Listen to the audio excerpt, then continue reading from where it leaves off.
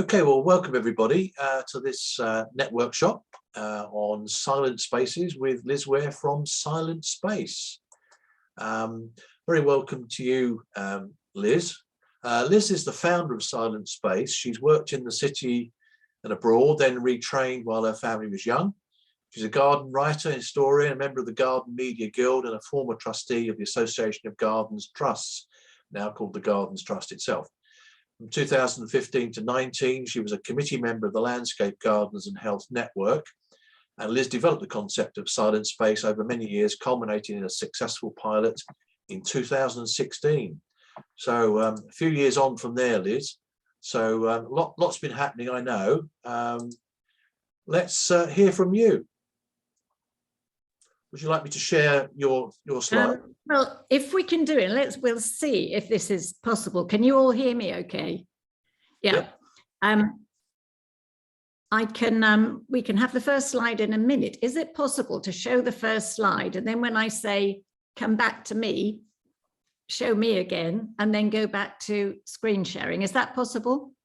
I don't know, to be honest. I think people can people see Liz in the right hand column?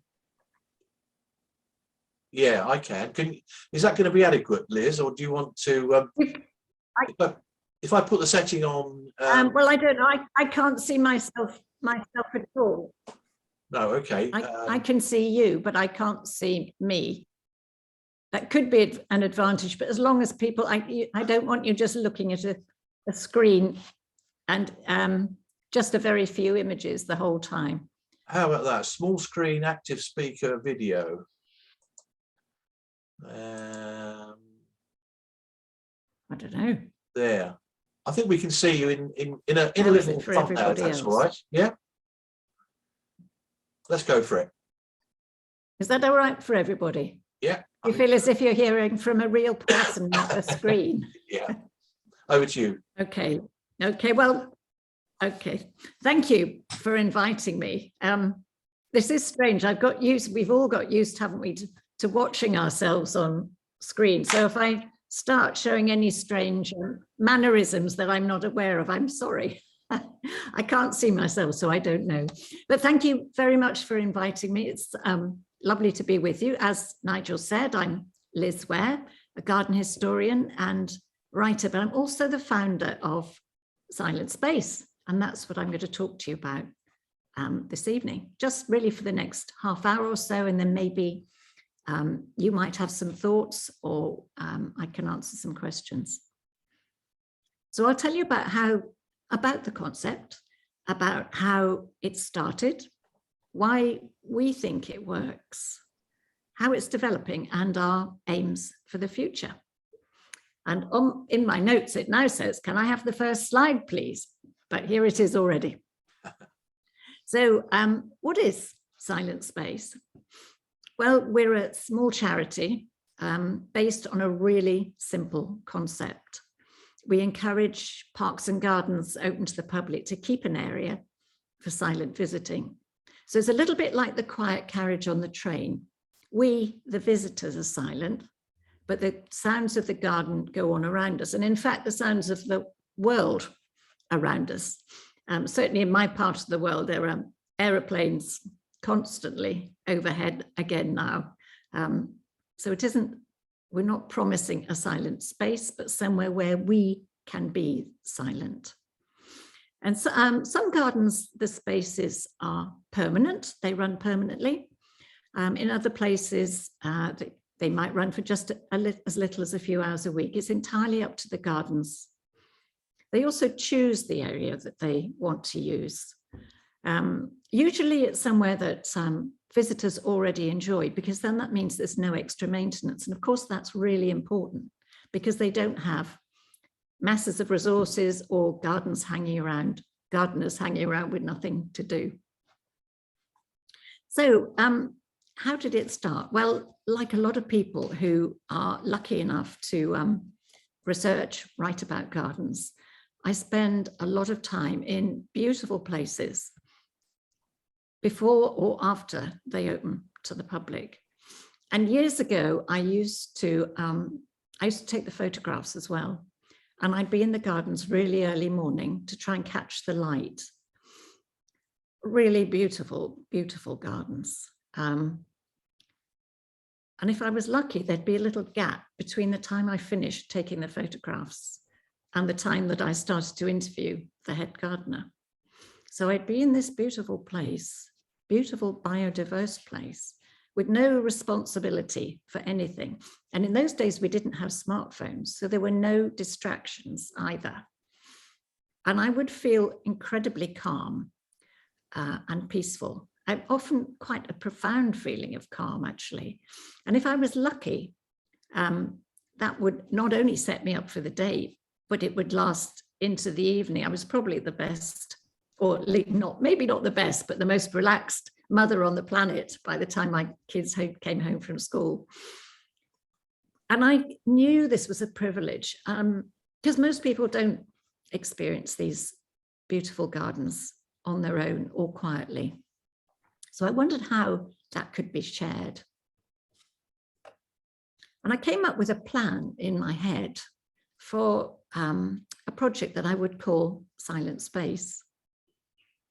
But you know how it is when you're busy, you have a busy life and a young family. I didn't do anything about it. So that's where the idea stayed in my head until 2015, quite a long time afterwards, when my mum had a dementia diagnosis. And it wasn't one of those slow, gentle dementias. It was a difficult one. Well, they're all difficult, I think, but my parents needed a lot of attention. And suddenly writing to deadline was difficult. So I had to really rethink the way that I was working. And I thought, you know, there's that idea that I had for Silent Space. Why don't I work on that at the same time, which is what I did. And in fact, my mother loved the idea, and it became a way for us to communicate long after she'd forgotten who I was. But that's kind of another side story. So let's just stop in 2015 and think about why being silent in a beautiful garden made me feel good. So could we have the second slide, please, Nigel? Yeah.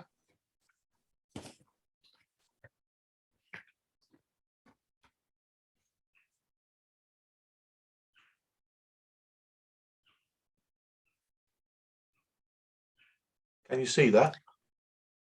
I can see it. Can everybody else see it? Yeah. Okay, good. Can you still see me? Yeah. Yep, that's good too. Okay, so why did I feel so good in those gardens? Well, the first thing, of course, was that I was in a green place where I felt safe and comfortable. And as you will know, there's already a massive research that explains that my stress levels probably dropped and I relaxed. Second point is that I was in a biodiverse place. Gardens that open to the public tend to be biodiverse. This is Waterperry, which is one of the first gardens to join Silent Space. The Sheffield University's I1 project, I don't know if you know what I1 stands for, it's a bit of a mouthful, Improving Wellbeing Through Urban Nature. It was a 3-year project. Now that project has shown that the more biodiverse the green place, the greater our sense of well-being. Now, thirdly, I had time to be silent and to reflect. Now, why is that a good thing? Well, we live in a hectic world. There's a lot of neuroscience out there now to support the benefits for averagely stressed people. I guess that's most of us really, isn't it? Of taking time to reflect. And the very best summary of that I've come across is by a business psychologist called Tony Crabb. And he said that we are at our best, our brains are at our best when they follow a pattern. Think, reflect. Think, reflect. I don't know how often you manage to do that, but I certainly struggle. It's certainly not a pattern that society encourages us to follow, is it? Because being silent, taking time to be silent, isn't easy for everyone. But being silent in a garden, a silent space, can help us with that. It helps us to reflect. So we weren't quite ready for that one.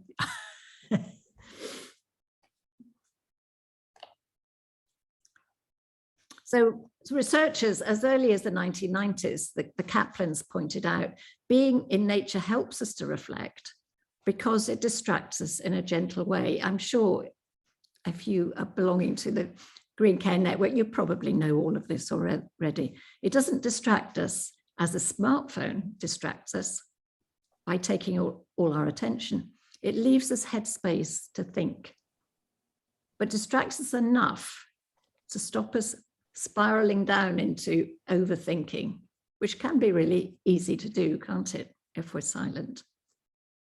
And finally, in these gardens, I had no pressure to communicate because there was no one else there and because we didn't have smartphones yet. I could just reflect. Now, if you visit a silent space, you might not be on your own, but you have permission to be silent because it's a sign allowing us to do that. There's no social pressure to communicate.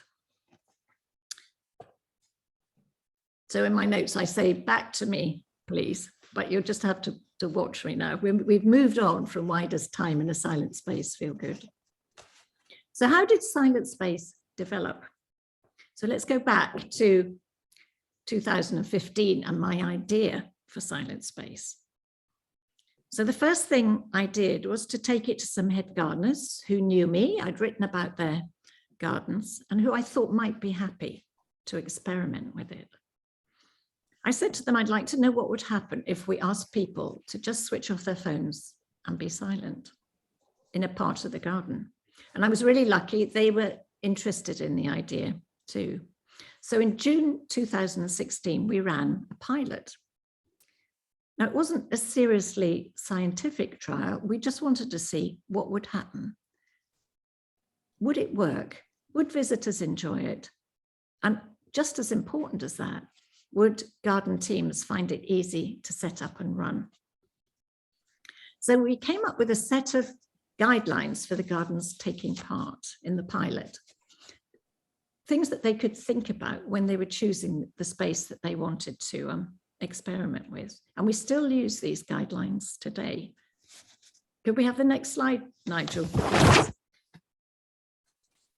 Yeah. Can you hear? Yep, thank you.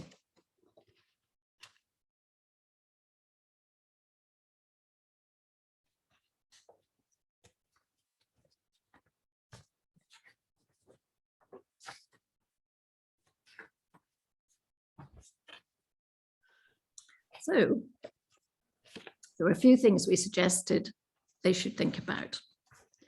Because ideally, a silent space should feel safe, but not claustrophobic.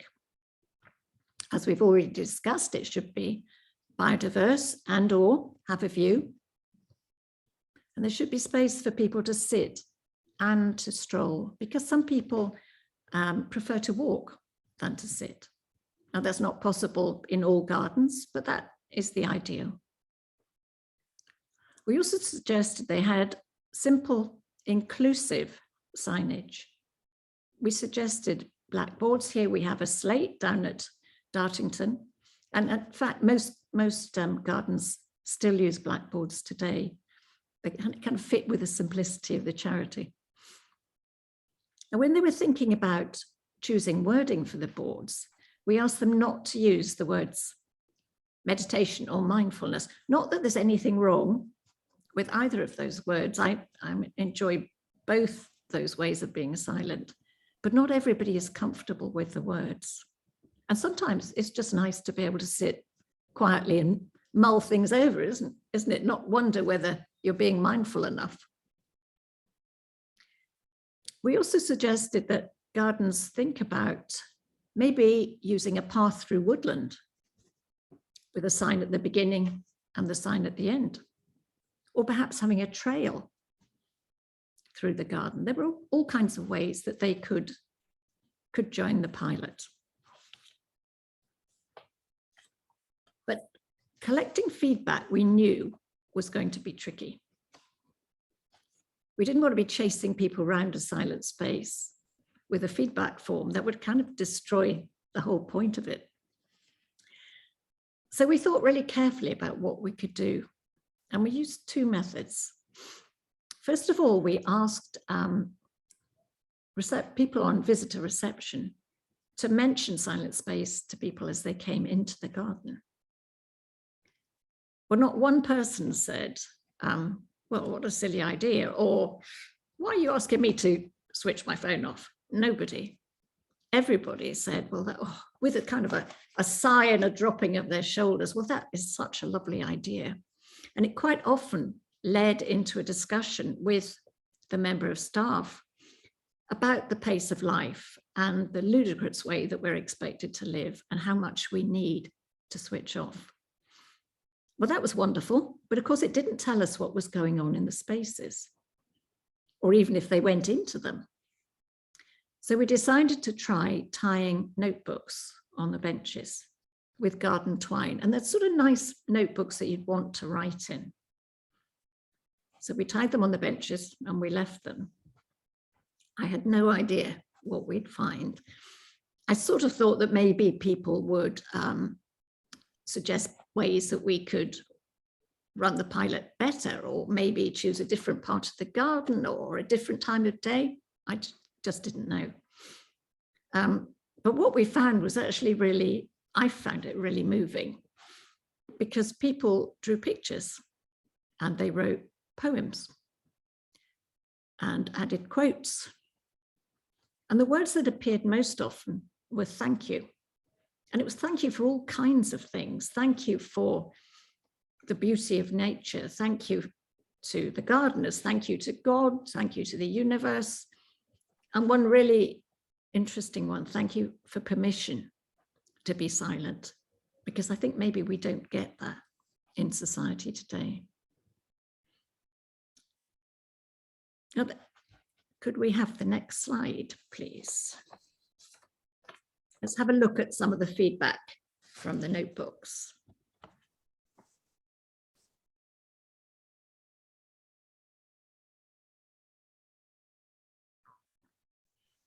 This is just a few of them. I'll leave you to have a look just for a second.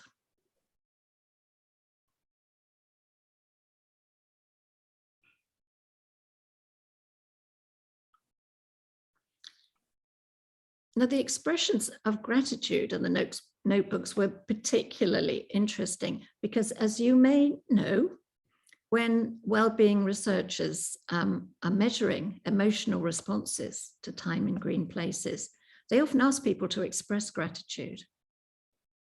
The gratitude that was appearing in our notebooks was completely unprompted. On the front page, we put reflections from a silent space as a kind of heading, but there were no instructions. There were no, we just left them there to see what would happen. So who would have thought that just putting up a simple blackboard, asking people to switch off their phones and be silent would just allow all this creativity and gratitude to bubble up to the surface? Well, we decided that silent space was definitely working. So I'd had a future as a not-for-profit. We registered the name and had a simple website built. And eventually we became a charity. So for the next few years, we encouraged a few more gardens to join us. When we had time, I was busy with other things. All the people who were helping me were also volunteers. It just had to happen when we could. I started off with the gardens where I had contacts, and then moved on to gardens with a Quaker background, because I knew that that would fit with their spirit of place. And bizarrely, given that we're suggesting that people switch off their phones, we also came across a few gardens that we thought would be interested via social media. I remember spotting Benmore Botanic Garden in Scotland and thinking that it might appeal to them. So I got in touch and went up to visit them, and they became our first silent space in Scotland. and the first botanic garden to join us. In 2019, my mother had died, and I went off to just planned a trip to Australia and New Zealand for a couple of months. And someone said to me, did you know that there's a botanic garden conference down in Wellington in New Zealand while you're there? Why don't you get in touch and see what they, whether they'd let you have a stand in the entrance hall, and that's what I did. I contacted them and they said, yes, you can have a table and hand out leaflets, that's fine. And then I was sitting at Heathrow, and on my phone, I had a contact from the lady organizing the conference, and she said, the speaker just before the keynote speaker has dropped out. Would you like to take it? It's only 10 minutes. So of course I did. And being just before the keynote speaker, a lot of people had gone out to the loo or were getting a coffee, but it landed where it needed to. There was a lovely man there from the youth community greening team. All these teams have such long names at Sydney Botanic Garden. And he really liked the idea. He works with schools in New South Wales, and he's trialing silent space in 3 schools at the moment. It also landed with someone from Dunedin Botanic Garden, Claire Fraser. Dunedin Botanic Garden is open 24 hours a day, which is a challenge if you have a silent space. Because what's to stop people coming in and using it, sitting down with their vodka bottles or whatever, once the majority of people have gone home. So she decided, rather than setting 1 space or 2 spaces aside, she'd set up a silent space trail. And she produced a map, which is actually won international prizes, this map that she created. And on the map, she would put different places around the garden where people might feel like stopping. So if they got to 1 space and it wasn't feeling like the right place to stop, they would just carry on to the next one. And that seems to be working really well. We've had all sorts of other things happen too that I couldn't have planned, none of us had expected. So the University of East Anglia got in touch, and they wanted to set up a space for postgraduate students. And we did think initially, well, how is this going to be to work? How easy is it going to be to work with a university? But we didn't need to worry. It was a fantastic collaboration with the university, the postgraduate, a group of postgraduates, the student union, and of course with us. And the space is running there now for people in the community who also use the campus, as well as the students and the staff. And Dundee University has just set up 3 spaces in last month. So hopefully we'll have other universities joining us too. Down in Devon, in the end of last year, the Great Torrington Town Council contacted us and said they'd like to try setting up a silent space for people with dementia and their carers. Well, that was obviously something quite close to my heart. So that started in the autumn, and I'll contact them again in a couple of months' time when they've had a few months to see how it runs, and we'll see whether maybe that's something we can take elsewhere. So that's probably enough on that. Nigel, if we could have the last slide, please.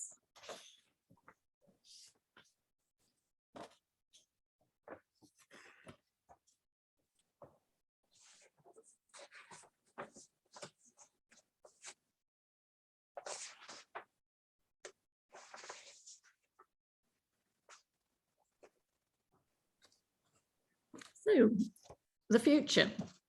Well, we've got 3, I think probably 3 main aims for the time being, or at least 3 things that we're going to focus on for the time being.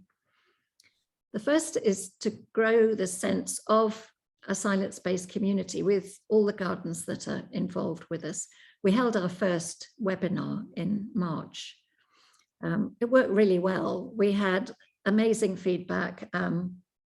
Peter from Sydney Botanic Garden joined us.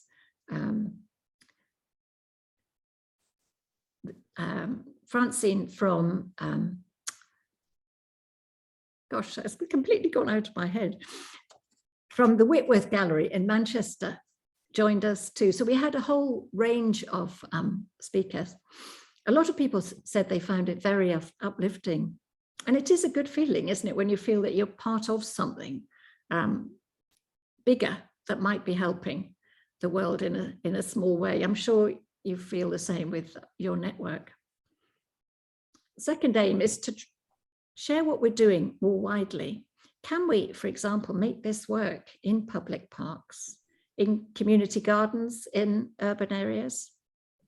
So who are the people we can benefit and how can we help? And finally, we're asking ourselves whether we need to provide evidence of the benefits of silent space. There's plenty of research out there to support what we're doing, but nothing specifically on silent space. So what kind of evidence would green prescribers like to see? And if there's something we can provide, can we provide it without destroying the sense of peace and calm that time in a silent space can bring? So we've got a lot of things to explore. So if you manage a garden open to the public and you'd like to join us, do get in touch. If you visit a garden where you think silent space could work, do let them know about us. Thank you so much for listening. Thank you so much, Liz. That was really inspirational stuff. Fantastic. I think we've got time for questions, but I'd also particularly be interested, given the audience we've got here, of exploring the potential of doing what you've said locally much more. I'll say a little bit more about some potential avenues that we've been exploring that might be relevant there. But does anyone have any questions, first of all? Put your hand up, I can see you, or you can put your virtual hand up if you prefer.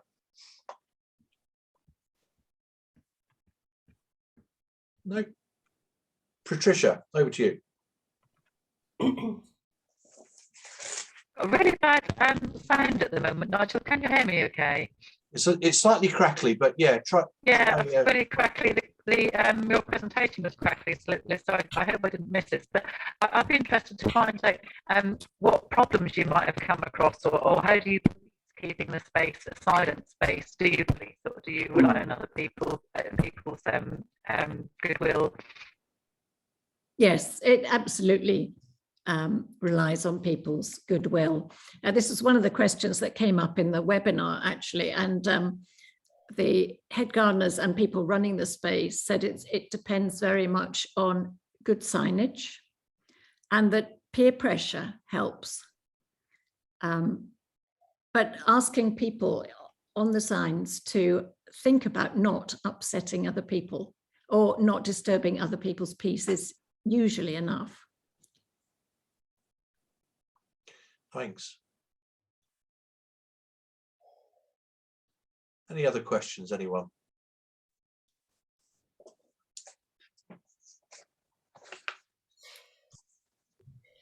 Angela, yeah.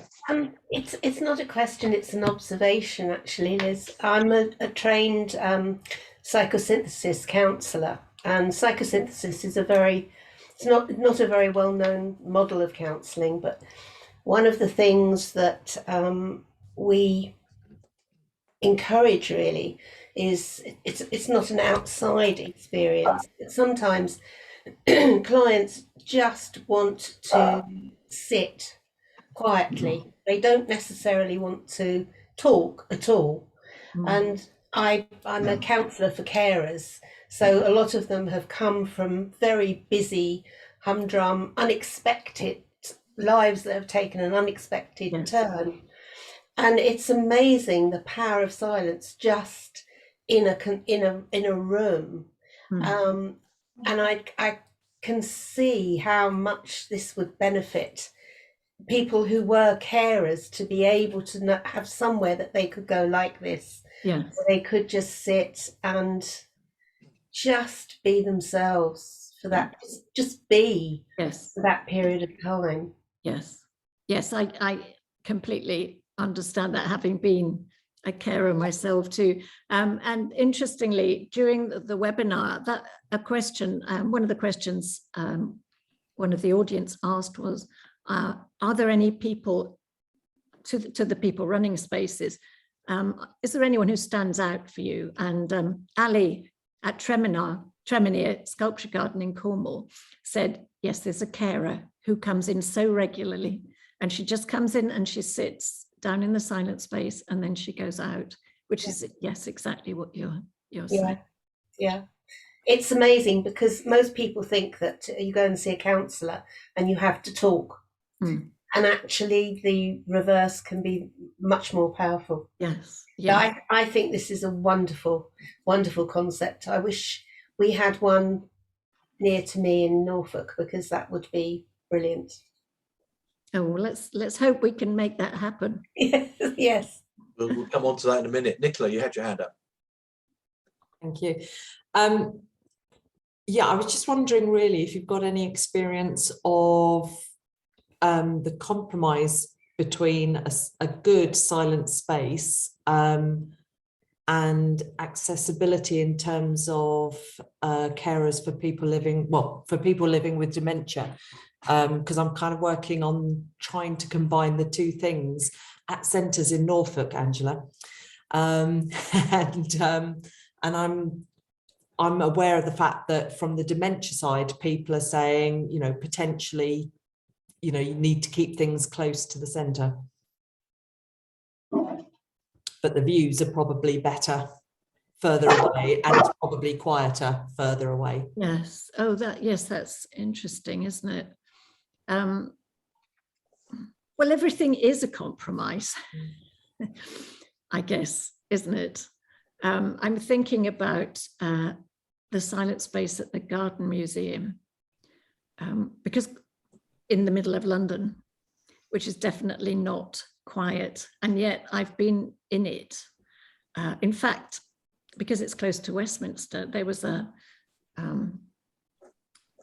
protest by motorbikers surrounding Lambeth, all revving their engines. And I sat in the silent space and there was a blackbird on the one tree in the garden. And that was enough to help. So I think it's probably better to have a space, even if it's a compromise, rather than not having one.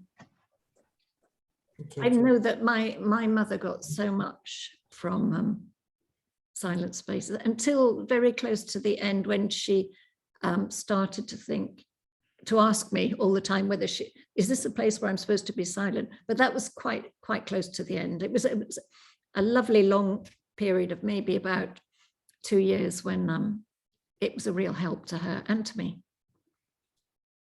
Thank you. Patricia. Thank you, Nigel. That's another question. Thank you.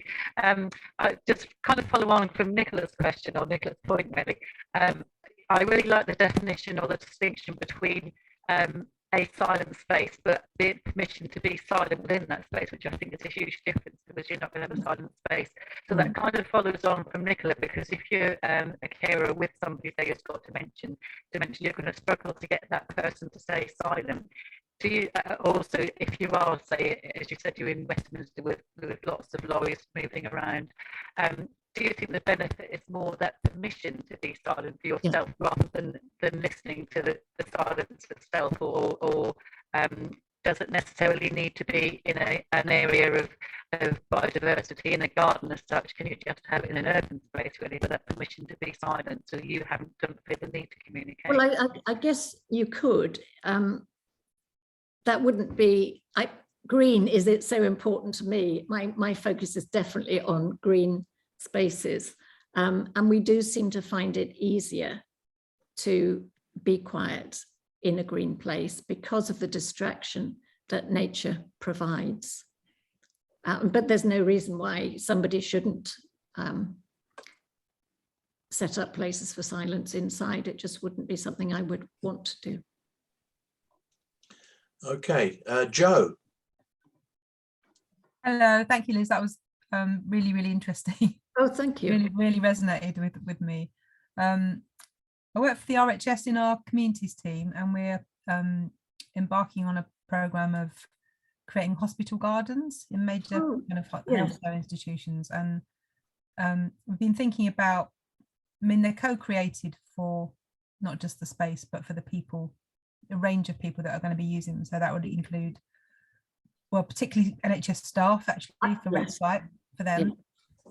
Also patients and people visiting their families in hospital. And then we're trying to link to the wider community to create that kind of skills and volunteering base to kind of maintain and manage the garden into the future. But I've been thinking about signage, because we want the spaces to be owned by everybody. We want everyone to feel welcome. As you said, that inclusive sign, I really like the blackboard, because it seems it's just very simple, isn't it, and accessible. But we will be putting some signage in, but I was wondering how you thought we might be able to do that, because it's a very much a shared space. It's going to have an active gardening area to it, this first garden that we're going to be doing, which is in University Hospital Lewisham in South London. But it's going to have this kind of working garden with raised beds for because the staff have identified that they want to do some active gardening. And then we're also going to have quieter areas for reflection. So I wondered in the signage how you thought that, because we want to have this sign at the entrance, and I wondered how you thought that might work for us, if you had any tips. Yes, that's interesting, isn't it? Could you put on could you either run the silence from X time to X time in one section of the garden, and show that on the board at the entrance? Or you could do as we do and just put the silent space board right by the area you're going to use. Well, it wouldn't be silent space because it's whatever you're going to call it. I mean, we want to have, obviously, because the NHS staff work on 24-hour shifts, and we've put in things like lighting because we want people to be able to use it at night.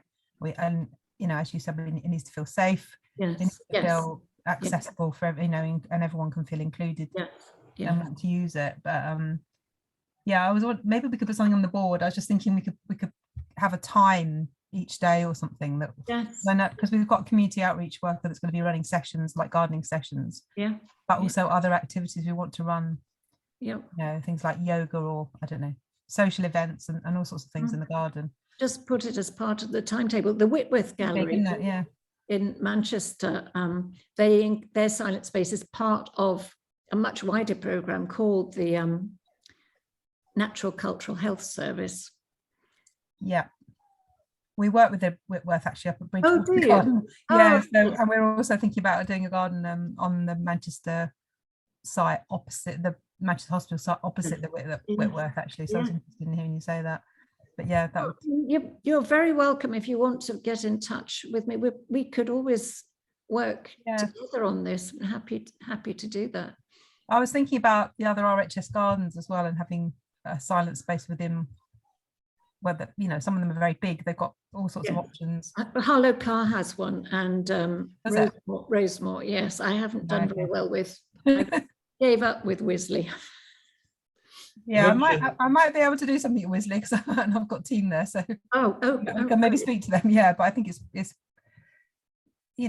it's a big garden, but it can feel quite manic, can't it, sometimes, with the millions of visitors that come through. I did suggest that. And in fact, the noisier the garden, the more valuable having the space where people can be silent.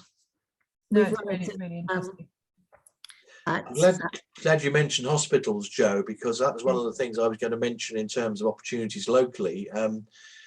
Alison Finley, your colleague from the RHS, has helped us promote the idea of using hospital sites, GP premises and other NHS sites to promote connections with nature. And obviously what we've been talking about this evening is very much part of that. And I'm really pleased to say that in their draft green plans, the local health service have actually given a commitment to looking at that and promoting that. So, the green plans very much have been about reducing carbon emissions, but locally, with a bit of help from us, they've started to think more broadly, which I think is really encouraging. So I think there's some great opportunities coming up, Liz, for you know, secret spaces, silent spaces in Space. Not plural. no, okay. The other one who is silent, not the space itself. Okay, point taken. Yeah, thank you. Helen, you wanted to ask or comment? Yeah, I mean, I just wanted to say that I mean, I'm an expert by experience in mental health. I've had quite a lot of therapy myself, and often my therapy sessions would begin with silence, which was really helpful. Connection with nature has been absolutely vital to me. It was great when I had support workers and I was in Helston, and they'd support me to get out to my allotment and things like that. So yeah, there's loads in, you know, in terms of having a timetable and have a space and things like that. So I think it's really, really encouraging. It's great to hear. And also in terms of the activities and things that are available in hospital, I've had inpatient stays and things like that as well. So I really know the value. And I also wanted to come back just a little bit to the signage, because I do a lot of work in my community as well, and we're really blessed. The lady who's involved quite a lot in our community hasn't been able to connect tonight, but we have a community garden, and we also have a ruin and area, patio area, and which we're having done as a garden. But it's been a real blessing to me to actually, we used to do youth work in the area, and we're involved with a lot of different, more vulnerable people in the community. And I've been in the community garden late at night and bumped into people who I've known. And it was really encouraging, because they've got a poem up, which is Rudyard Kipling's poem. And I read it with this guy, and he was actually a refugee. He came in at age 12. He was using the garden in the middle of the night. Oh. But he felt welcomed, and I read it to him, and he said he'd learnt more about English gardens and English heritage than he ever had. And think, you know, and it was quite an encouragement. So I think it's really important to think about how people can feel welcomed into a space, because so many people have fear of each other user groups, but actually even if it's someone who's coming in the middle of the night, it doesn't mean that they don't want to have that connection and things like that. Yeah, that's lovely to hear. Thanks, Helen, that's excellent. In terms of other opportunities, there's someone here, Katie, who's currently not videoed. Katie, I don't know if you want to comment at all, because Katie works at Blickling Hall, which I know well, a National Trust property, where I was spreading cow dung today, would you believe? Katie, did you want to come in at all? Do you see this as an opportunity for something at Blickling? Hi there, yeah, sure. Yeah, so I was kind of sort of sitting there quietly, you know, taking notes as well, which is really quite exciting. I don't know, because I work quite closely with the garden team as well.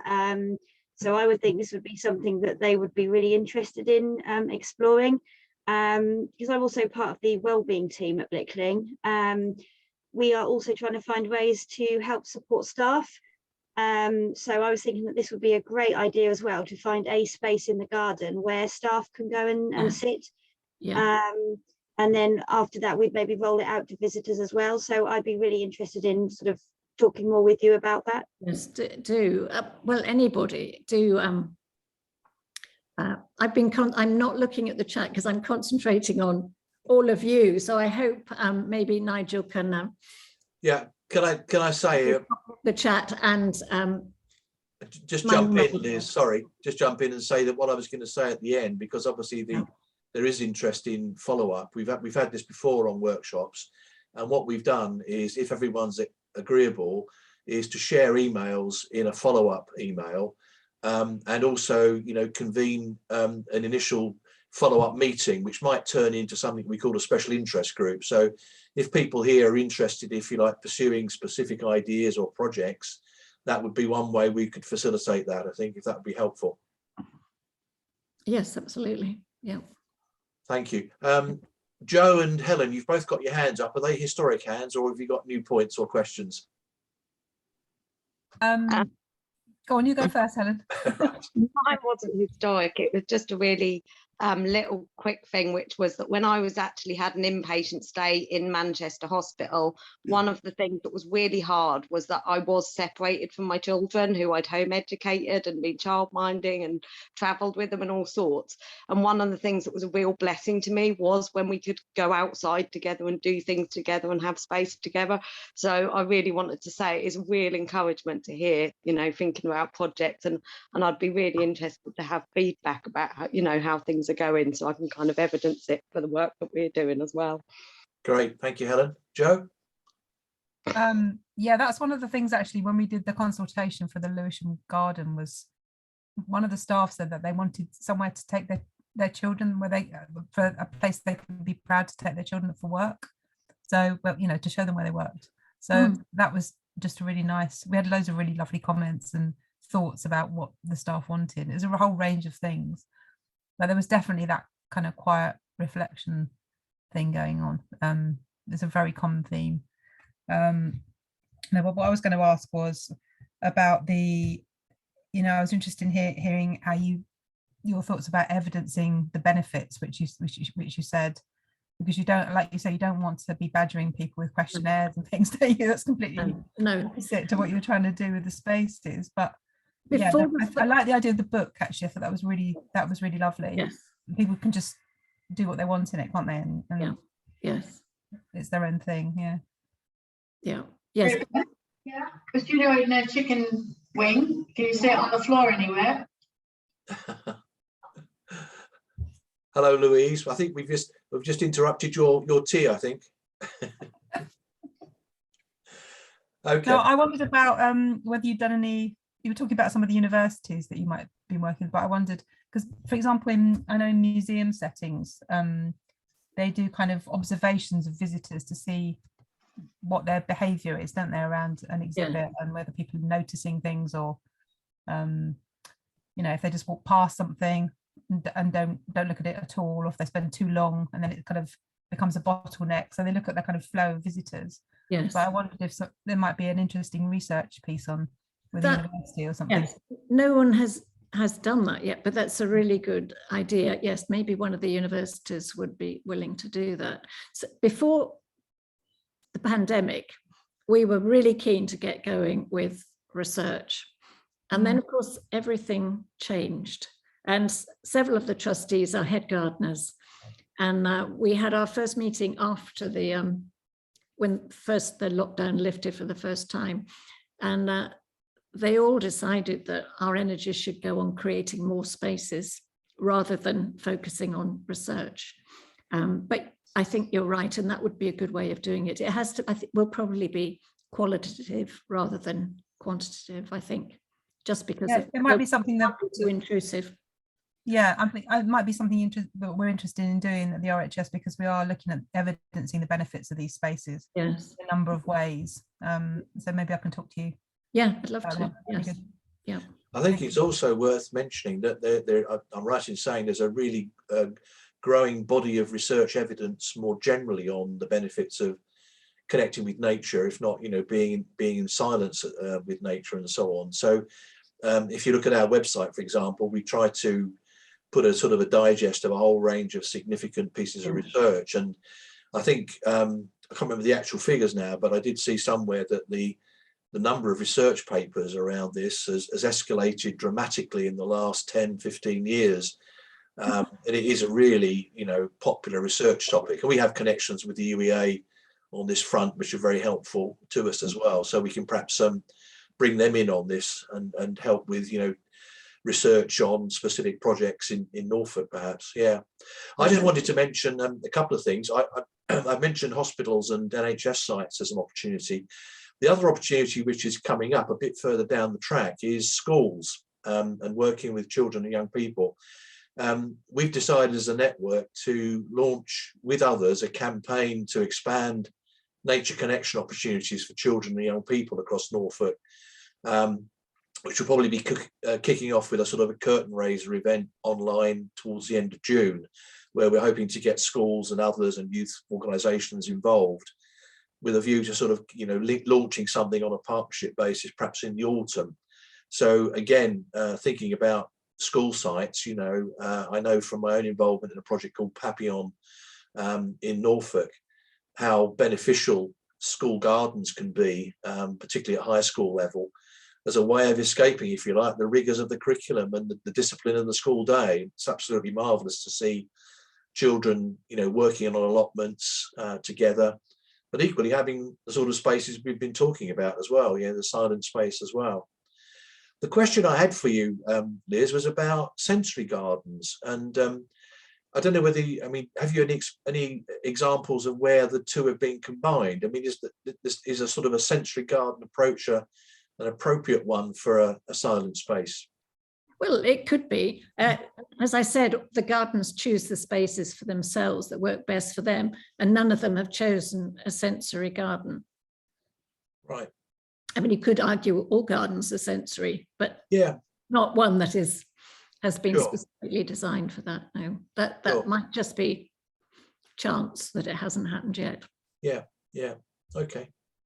Liz, do the gardens have particular features in common, or No, they're all really different? They're all different. Okay. All different. Yeah. Great. Well, we're coming up to 7 o'clock, which is when we said we'd finish. So is there any last questions at all or comments? If not, very many thanks again, Liz, for you sparing your time and giving us such a wonderful, inspirational talk, which I think, you know, is reflected in the comments and the questions that we've had. Clearly, there's a lot of people interested through the comments in the chat on follow-up to this. So what I will do, if everyone is happy for me to do this, is to do a follow-up email where I'll share a copy of the slides and also make clear, if you like, the emails that we've all got. And then maybe we can facilitate a sort of follow-up session online to talk specifically about opportunities and how they might be developed. Does that sound okay to everyone? I'll take a thumbs up from you, either virtual or what. Yeah. Yes, if you could use my editor at Silent Space that I included in the last slide, that would be. Will do, Liz. Yeah. And my other trustees can be involved too. Yeah, great. Well, again, thank you all for your time and your attendance, and I look forward to talking further with you. Such a lovely, interesting audience. Thank you. Yeah. Thank you. Nice to Good meet night. you. Enjoy the rest of your Bye. evening. Bye. Bye-bye.